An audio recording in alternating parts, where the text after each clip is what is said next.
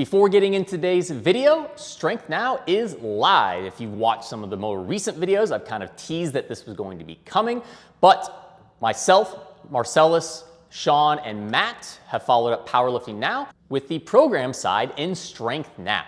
I'm not going to give a full breakdown. You want to get into the topic of this video, but if you have any more interest in learning about what Strength Now offers, I'll include a link in the description box below to a video that's about 6 minutes long explaining all the features of Strength Now. But in short, Strength Now is myself, Sean, Matt, and Marcellus taking the modern training methodologies and practices we use with our athletes and taking templates of those programs and now making it available at an affordable cost to anyone. This has actually almost been 2 years in the making, and we went through a lot of different iterations. We looked at doing an app-based format, but what we really found is that limited our ability to program how we liked. Our goal was to make the best available programs that mimic exactly what we would do with our athletes available, and we just didn't feel like we could do that within the app format. So with Strength Now, we use Excel-based programming to be able to deliver these program templates, along with many added features. In short, those include not only the program, but also a full 60 to 90 minute program tutorial video on how to be able to use the program most effectively,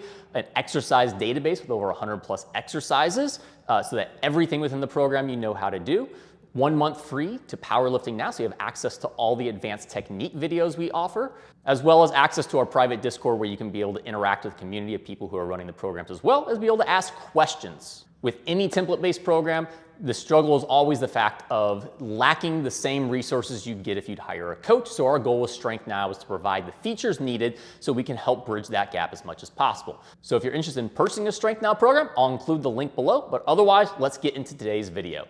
So in today's video, we're gonna discuss the squat walkout tutorial, the setup, timing, and consistency. Because I just recently realized of all the squat videos I've ever made on technique with YouTube and Powerlifting Now, I've never done anything that discusses the squat walkout. And I will say compared to 5 to 10 years ago, I think squat walkouts as a whole have vastly improved. And honestly, in large part, thanks to Matt and Susie Gary's squat walkout video that they have on their YouTube channel that I think kind of taught most of powerlifting either directly or indirectly. And I'll actually link that down below because that is still a great video to watch to this day. And the interesting thing about the squat walkout is maybe compared to anything else with squat, bench, and deadlift, it's kind of the most universal technique. Pretty much everyone should do it the same. There's not really too much deviation on what should be recommended. It comes down to should you do a 3-step or a 2-step walkout, which both of those we're gonna cover in this video. I'm making this video though, 1, because I just haven't covered this topic, but also 2, it's just something that I've noticed in the last month or 2 that I've been coaching more frequently. And I actually went to Instagram and looked at a couple live streams from local meets to basically decide, should I be making this video? Is this an issue? And I came to the conclusion that yes, it was. I saw time and time again, even though more people understand how to do a proper walkout, there was a lot of rushing, a lot of inconsistencies with how fast people were taking steps and how they were taking steps, and then still just a lot of unneeded movement.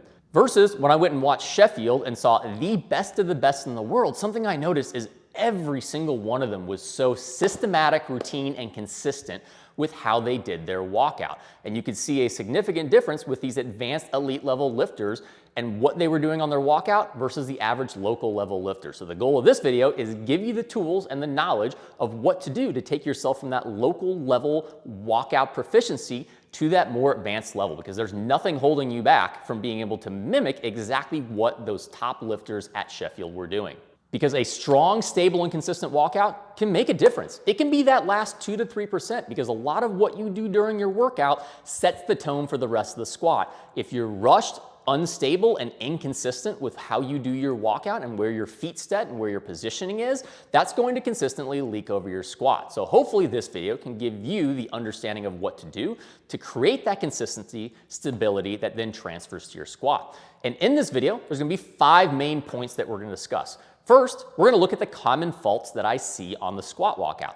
Second, we're gonna look at the main anchors that we need to focus on to have a proper walkout.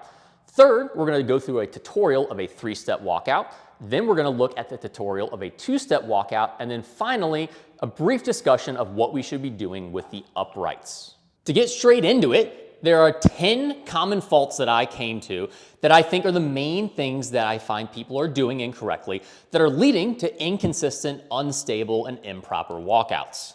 And to help, I'm actually gonna put these in order of what I think is the tier list of most important to least important.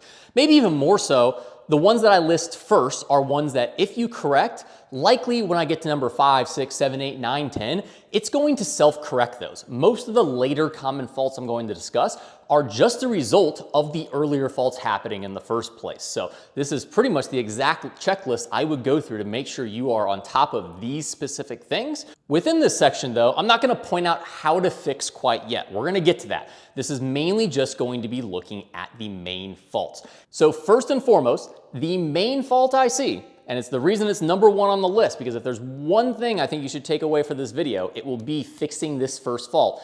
It's not letting the bar settle on your back and trying to leave the rack too early. Way too many people unrack and then they're already trying to get into their walkout. They never let that bar settle. They unrack it and are in such a rush to get back into their actual squat that they never establish any type of control. The bar starts moving around, there's a whole bunch of issues. We want to let that bar settle. Like I said, I'm gonna come back around and cover what you should do in a little bit, but first and foremost, the main fault I see, especially at that local level that you won't see when you look at like the Sheffield and advanced level lifters, is not letting that bar settle on your back. The next one really goes hand in hand and goes back to the same exact kind of issue of just rushing, is rushing your steps. Is maybe we even take our time on the unrack and let things settle, but then from there, we're in a huge rush to get to our squat and do not take our time with our steps. That can lead to instability and balance. That can lead to some other issues we're gonna talk about in the main faults, but probably even more so, it's gonna lead to inconsistency of where your feet land. You'll see very often people who rush their steps eventually get out here and have to shuffle their feet around a bit and find the spot because they land in a different spot every time. The next common fault, going hand in hand with steps, is taking too big of steps. Because the goal of the unrack is to get from the rack to our squat position with the least effort and the most efficient as possible. We don't want to be wasting energy on our walkout. And the bigger steps we take, there's two things. One, we're going to have to exert more energy by moving the bar further out and doing almost a mini backwards yoke walk. And then two, we're going to be less stable. The further we step back, the more we're going to have to unload one leg each time and put all of the weight on the other leg. The smaller steps we take, the more we can evenly distribute that load between both sides and just feel more stable. The fact is, I went and measured this because I never really thought about this specifically of how far we need to walk out, but the radius of a 25 kilo plate is about 8 inches. And so to be able to get out of the rack fully from where the bar is centered in the rack and clear the rack and the J-hooks, my approximate estimation was it takes about 24 inches of movement. To give some safety room, because we want to be away from the rack so we're not hitting it on the way down or the way up, especially those J-hooks, let's call it 24 to 30 inches. And so from there, we can actually make some assumptions that we're going to talk about here in a little bit, that each step we need to be able to be taking is about 12 inches to get around that 24 to 30 inch spot. The fact is though, a lot of people, if you're taking a step that's this big, you're doing all 24 or 30 inches in one step. We don't need to do that. We've got multiple steps, as we'll get to in the three or two step process, to get to that spot. The next common fault, again talking about steps because it is the walkout, is taking too many steps. Albeit, I don't think this is as much of an issue as it used to be, in large part because I think a lot of people know about the 3-step walkout or even 2-step, in part from Matt and Susie's video, in part just because it's a bit more common knowledge passed down directly or indirectly, and most coaches and athletes are able to learn this. With that said though, it still is an issue. There are still some people that don't know how to do a proper walkout, so we'll go through a tutorial later in this video, but even more so, some people know how to do it, but because of the above issues, not letting the bar settle, stepping back too quickly, taking too big of steps, they end up being inconsistent where their feet go, so they end up thinking that they're gonna take 3 steps, their feet end up in the wrong spot, and now they're 6 sets deep having to reset stuff because those above things of the settling, the rushing, the too big of steps, then cause the issue of having to take too many steps. The next common fault is starting with your feet too wide. As I'll get to in a little bit, most people are just gonna take about a shoulder width stance, but if we start too wide, probably the biggest issue we see is the fact that if I had some plates on here, as you step back, you're more likely to clank into those uprights. Our goal with the walkout is not to start in our squat stance. Our goal is to find a way where we can efficiently bring the bar out, under control and stay stable, maintain our position, getting those plates outside of the rack so we now have room. So starting too wide often leads to us hitting the rack, as well as it tends to be a little less stable. Like the more we are straight up and down and standing, the more relying on kind of like passive stability versus the wider we are, it's a bit more active stability. And we end up taking these bigger steps, which goes back up the list to the two biggest steps, is the fact that we now have to offload each leg more. The closer we are, the more we can distribute that load between two legs. The next common fault, and really all the rest from here, are just repercussions of having issues of the above points. And so this one is your feet landing inconsistently, which I've already pointed to some of the above points, such as rushing and two biggest steps, really leading to that. But what we see is that people at the end of their walkout consistently are inconsistently having the same foot position. They're finding that sometimes their right foot's back, sometimes they're too wide, sometimes they're all over the place. And so when that inconsistent foot position occurs, that then creates inconsistency in our squat. Our foot angle is different, our stance width is different, where we're even at in relation to the rack is different, all those things. And so what we want to do is, we'll talk about in a bit, as for fixing these things, is we want to create more consistency so that we are starting from the rack and getting to our squat stance and ready to go consistently every single time. The next common fault we see, and again, usually an effect of issues from the above common faults, is the bar shifting too much side to side. And usually that's a combination of a lot of things. It's a combination of not letting the bar settle. It's a combination of rushing your steps. It's a combination of two biggest steps. It's a combination of starting too wide.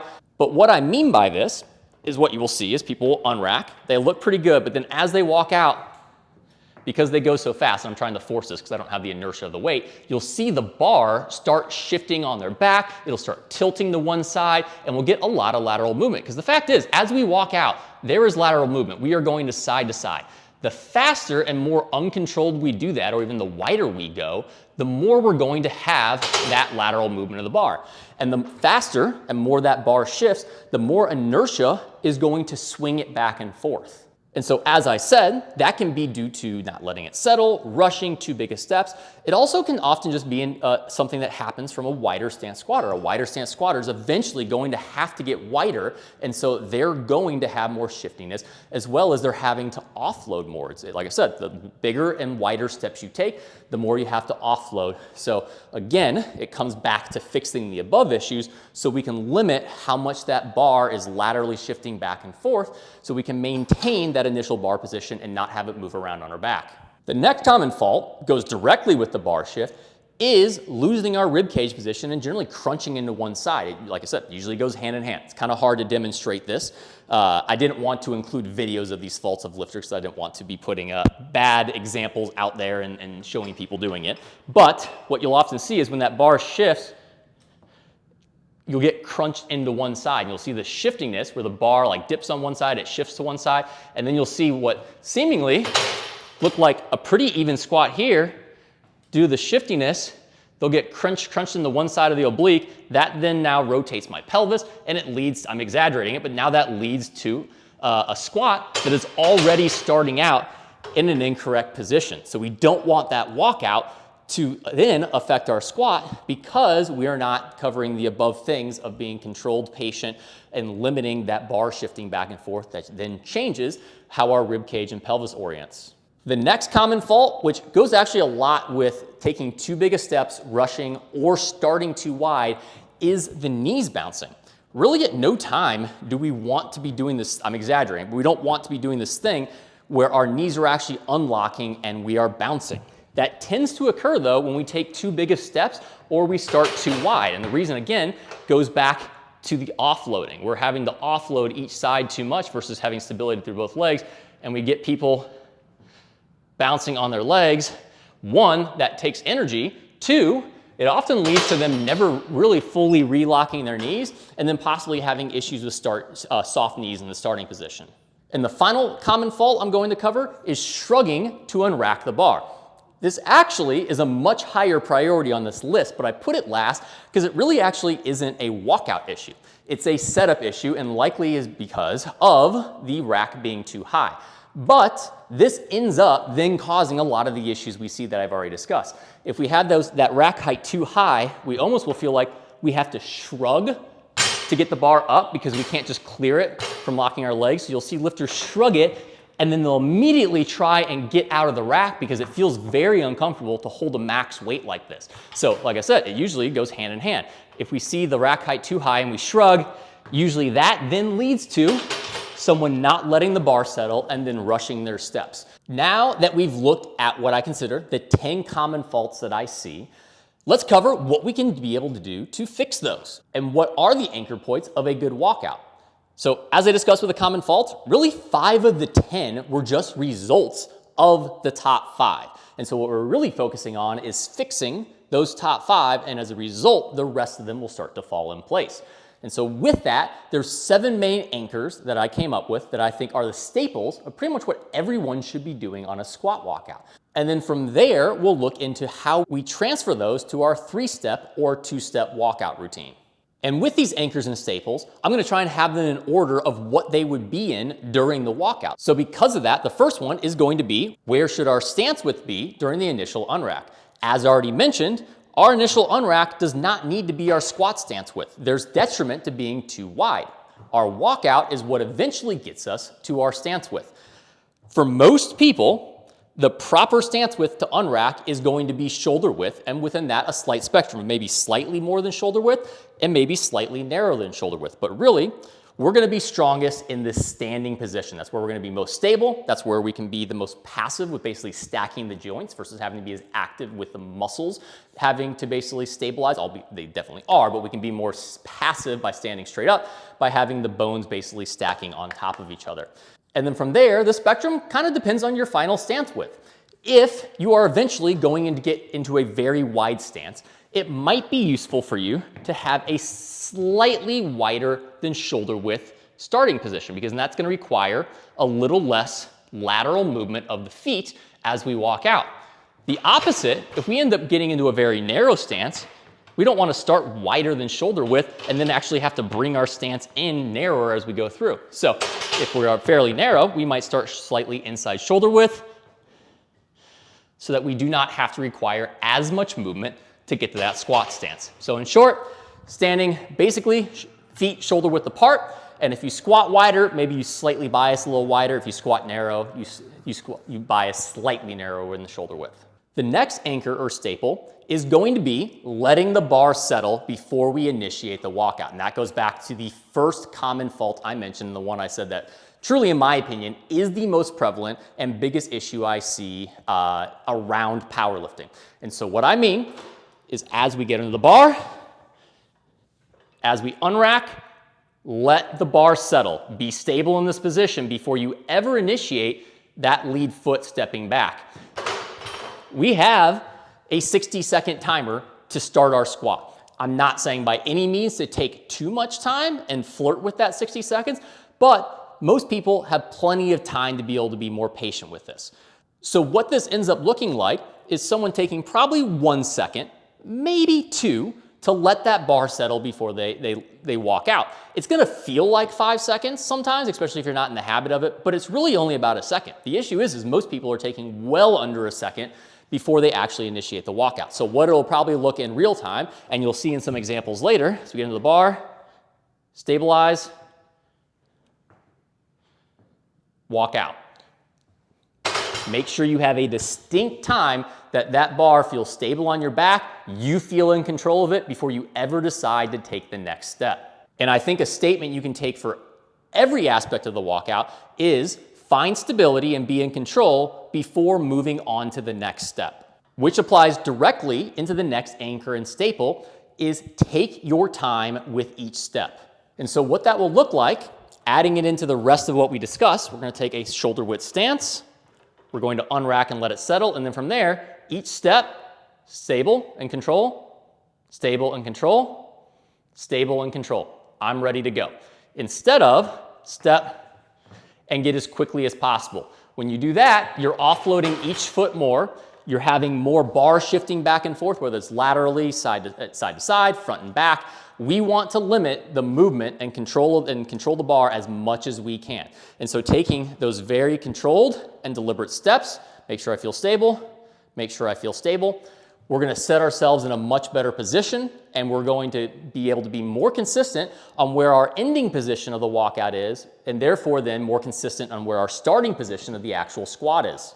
And I'm gonna have some examples outside of just myself here in a bit of Keenan Lee and Austin Perkins. And thank you to Joe Stanek as well. All three of them gave me permission to use those as examples, but I honestly thought they had two of the best walkouts I saw. Keenan being the 3-step walkout, and when you see his, you're gonna see exactly what I'm talking about. You're gonna see the settle and the stability and control with every step. And then with Austin, he does the 2-step walkout, and you're gonna see some similar examples there. The next staple or anchor is having the same repeatable and minimal step sequence, which is really, in just a bit here, we're gonna get into, is understanding how to do a proper 3 or 2-step walkout so we can limit our steps.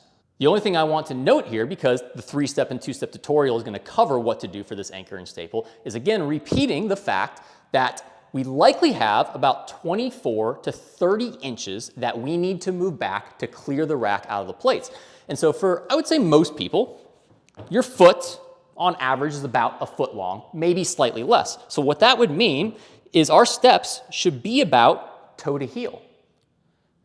And if we do that, that's gonna get us that 24 to 30 inches. If you have a slightly smaller foot, it's gonna be a little bit further than toe to heel, but what it is not is adding in pretty much a shoe length in between your toe to heel and having these two biggest steps where we're now clearing this rack by 3 or 4 feet and having unneeded movement, where 1, we're just wasting energy by doing a further walkout, but 2, we're leading into the fact that we are having to take bigger steps, which are gonna lead to more inconsistency, variability, and the need to have to offload. Because again, if I'm gonna have to take this foot and bring it all the way back here, I'm going to have to really overly load this, and what's gonna likely happen is I'm gonna rush into my next step because this isn't gonna feel comfortable.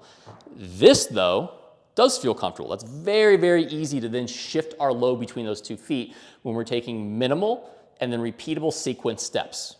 The next anchor and staple of a good walkout is bracing, unracking and walking it out, and then rebracing.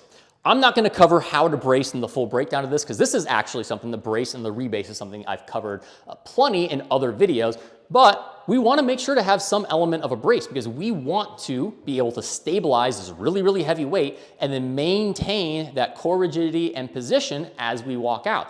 And so typically what it's gonna look like is I'm gonna get in the bar, I'm gonna brace, unrack, I'm going to hold that brace as I walk out, and then once I walk out, I can do that slight exhale, rebrace, and then go into the squat. And you will see that, especially with Keenan's squat, where it's a very, very pronounced brace, unrack and walk out, and then rebrace. And the next anchor or staple is your head position during the walkout. Now, during your initial setup, and then once you squat, revert back to any other video I've talked about with head position and where it should be. But during the walkout, we may need to change where we are looking for the reason that having a visual reference and being able to see our feet in some way, whether it's looking straight down, which I'll get to in a second, I wouldn't necessarily do that, or having it slightly in our peripherals is 1, going to help with balance by having that visual reference. And then 2, it's also gonna help with having a visual reference of the foot placement so we can be consistent where those feet land at the end. What we want to be careful of, though, is not to crank our neck down. We don't want to start from this position, crank our neck down, drop our rib cage, and try and walk out and be in this shrug position. We just naturally want to have a slight down, or wherever our head starts, whether it's down in the first place or up, want to have that slight downward gaze. So in some way, through our peripherals or through our line of sight, we can see those feet for a visual reference. And then after you're done with the walkout, you can bring that head back to wherever you usually have it for the actual squat sequence. And then the final anchor or staple for the squat walkout is doing this every single set to make it repeatable. This isn't just something you do on your top sets or your heavy 1-rep maxes or whatever it may be. This is something you do on every single warm-up and every single back-off set. If every single warm-up, you're just doing this, and then you get to your top set, it's probably what you're gonna do. If you're doing that on all your back-offs, which is the majority of your reps. If you have a 1x3 top set and a 3x7 back-off, and only thing you took serious on your walkout was the first one, well, you had now 1 set that had practice with a proper walkout and 3 sets that ingrained an improper workout. So in short, make this repeatable and do those on every single warm-up and every single back-off set. Don't get into rushing any of these just because it's light. Now that we understand the common faults that occur on the walkout, the main staples and anchors that we need to have a good walkout, because as I mentioned compared to most things, it's actually pretty universal how most people should walk out. It's just determining 3-step or 2-step. So let's get into the tutorials now on the 3-step and 2-step, starting with the 3-step. And frankly, probably the vast majority of people should be doing a 3-step walkout. As we get into the 2-step, it was actually really hard for me to find an example of that because it's very rare to, 1, find someone who does it, and then 2, even more rare, find someone who does it correctly and actually works for them. So for most people watching this video, or for most people just in general learning how to do a proper squat walkout, I'm gonna bias towards the 3-step walkout. And the reason being is, first and foremost, it is easier to clear the rack. That's one of the main goals of the walkout, is we need to get the plates out of the rack. And the 3-step usually is a bit of a safer option to clear the rack without hitting it side to side. Second, it's a bit easier to balance because we can take a little bit smaller steps since we're taking 3 instead of 2. So therefore, we don't have to offload each leg as much. And then lastly, I find that it's a bit more repeatable in finding that end foot position, so therefore it leads to more consistency on your actual squat pattern. So getting into it, how do we do a 3-step walkout?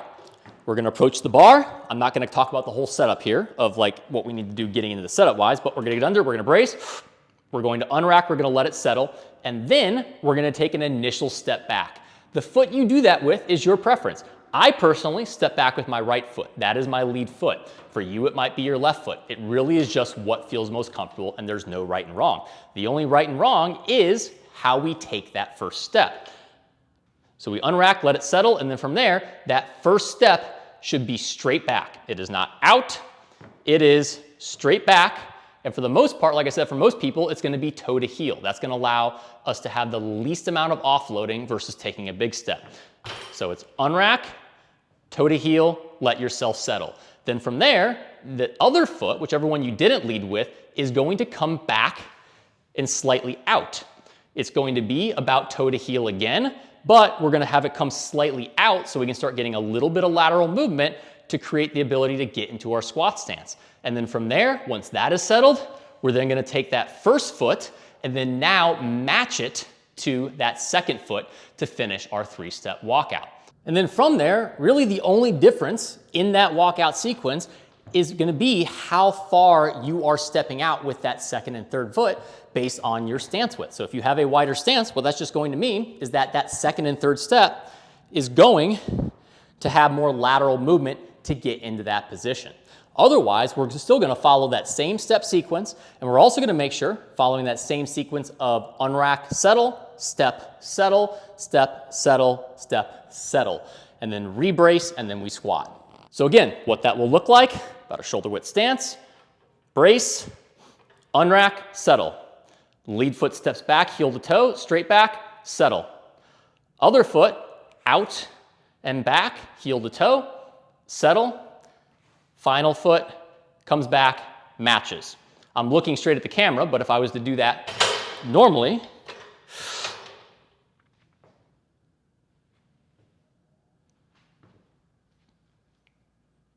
that's how it would look. And so for reference, let's take a look at what this would look like from the side view as well. So I'm under, shoulder width stance, brace, unrack, let it settle, lead foot, straight back, heel to toe, the other foot back and out, heel to toe, and then the final foot coming to match. And so what that will look like more in real time.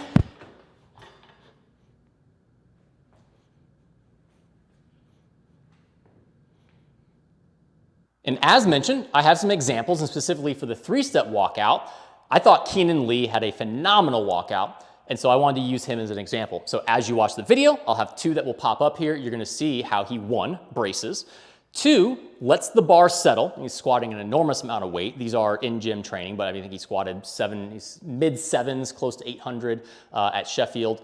And then from there, you can see how he has very stable and controlled steps and ends up in that same placement each time and doesn't rush things. Now that we understand how to do a 3-step walkout, let's look at the 2-step. As I kind of alluded to, the 2-step's kind of uncommon. I wouldn't recommend it for most people because it has a couple constraints that you kind of need to fit into to make it work. The first one is that you likely need to have a fairly narrow stance. It's going to be really hard to do a 2-step squat if you have a really wide stance. because you are going to hit the uprights. The two-step stance inherently is going to have you not walk out as far back. It's limiting steps to conserve energy. And so with a wider stance, we're going to need to get out of that rack or else we're going to clang back and forth. So, one, you might have a fairly narrow stance, and that could work for a two-step walkout. Or two, you just comparatively have a narrower stance. What I mean by that is a 120 kilo male with a narrow stance is going to have a comparatively narrower stance than a 47 kilo female who has a narrow stance, just because the 120 kilo male is a wider person. So in general, if you see a two-step walkout working, I think you're going to find that the person has a comparatively narrow stance and they're generally in a lighter weight class.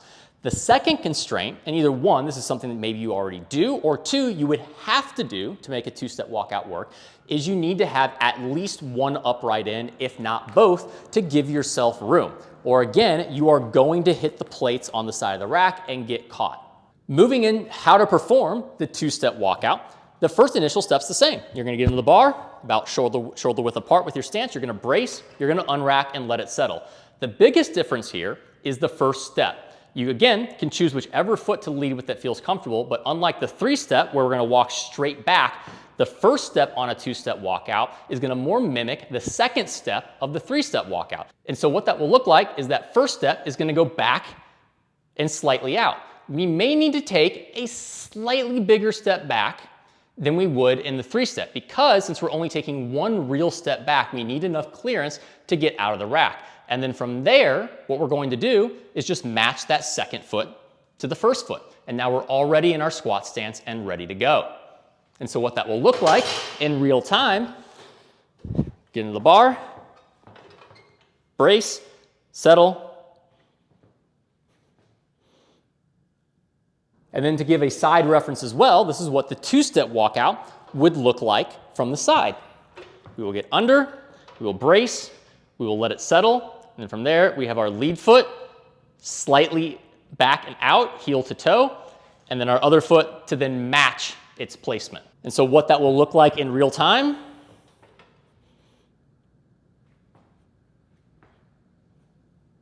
and as mentioned, Austin Perkins is one of the few and probably the best example I know of that I could find of the two-step walkout. So I'll put his video up here. I'll let it repeat maybe once so you can be able to see it. But notice a couple things with him. He, one, has both uprights in, two, has a fairly narrow stance, and then three, he's in a lighter weight class, so he is comparatively narrower than a 120 kilo male would be with a similar stance width in comparison to their body. And the last main point we're going to look at to wrap up this video is what to do with your uprights, because that's actually pretty important. I will say, if you are doing a three-step walkout, most people will be completely fine with having both of their uprights out, which is the normal standard of what most people do, and that's the normal setting at most meets. If you don't say it differently, almost every time they're going to set both uprights out. What is maybe a bit more common is having one upright in for specifically two reasons. One, you are using a rogue rack. If I have any lifter use a rogue combo rack in a meet or in training, I always recommend that they do at least one upright in, as we can see on this right side right here. The reason being is the rogue rack is wider than a normal rack, and you have a higher propensity to hit the sides because you have less clearance. The second reason why I would highly recommend at least one upright in is if you have a wider squat, because a wider squat inherently means you're going to have to do more lateral shifting when you do your walkout to get into place, and therefore you have more propensity to hit the uprights. And then the third reason you'd want at least one upright in, if not both likely, is if you do a two-step walkout, because a two-step has no initial backward step for clearance. It immediately has lateral movement, which has a propensity to hit the racks. And you'll see on Austin's video that I showed, he has both uprights in. So if you're doing a two-step walkout, you either are gonna have one upright in, or you're going to have both. The thing you need to think about, though, to make either of those work for any of these reasons is your width of your hands on the bar. If you take a wider grip, you got to make sure that you're not putting uprights in exactly where you're going to be gripping the bar. There also are times people do two uprights in because they grip so wide that they want clearance on the outside of the rack. So that does play into it. But for most people, and most people watching this video, the three reasons that you likely might choose to have an upright or both in is because of using a rogue rack, it's because you have a wider stance, or because it's using a two-step walkout. Even if you don't fit into those categories though, and it's not really a requirement that you have an upright in based off of how you squat, I still think it's underrated to have a singular upright in. The fact is, as long as it doesn't have any issues with your squat grip, it just gives you more clearance. Even people who have great walkouts sometimes clank the racks because maybe the spotters and loaders didn't center the bar and you're a little offset and you hit. It honestly, for a lot of people, can kind of just solve some issues before that they're ever a problem in the first place. With that said though, if you choose to have one upright in, it can be strategic on which one you choose. No matter what, having one in creates more clearance. And if they center the bar, you're just gonna have more room to move in the first place. But if you want to really be specific on choosing the correct upright, you want to have the upright in of the opposite foot that you start with your squat. So showing why this is a consideration, even if I'm stepping straight back, there tends to be a little lateral movement. You can see there, if there was plates on that bar, this comes closer to this upright. And that first initial step is really the main one where we're trying to clear the rack. After that, it's a bit easier. So because of that, we generally want to have the upright in on the opposite side of that lead foot because it gives us more clearance on that side. We now have, because of that movement, actually extra clearance on that left side now and gives me plenty of room to be able to shift back into that spot and clear the rack. So in short, it probably doesn't matter a ton, but if you want to be strategic, whichever foot you step back with, have the opposite side upright in. That concludes the video on the squat walkout tutorial, timing, setup, and consistency. We looked at the common faults, the main anchors and staples that almost every good walkout should have, how to properly perform a 3-step and a 2-step walkout, and then what we should be doing with the uprights. As always, if you have any questions, make sure to comment down below and I'd be happy to answer. If you're interested in Strength Now, make sure to check out our website. I'd really appreciate that. And if you like this video, make sure to give it a like, share, subscribe, all that good stuff. Otherwise, until next time, peace.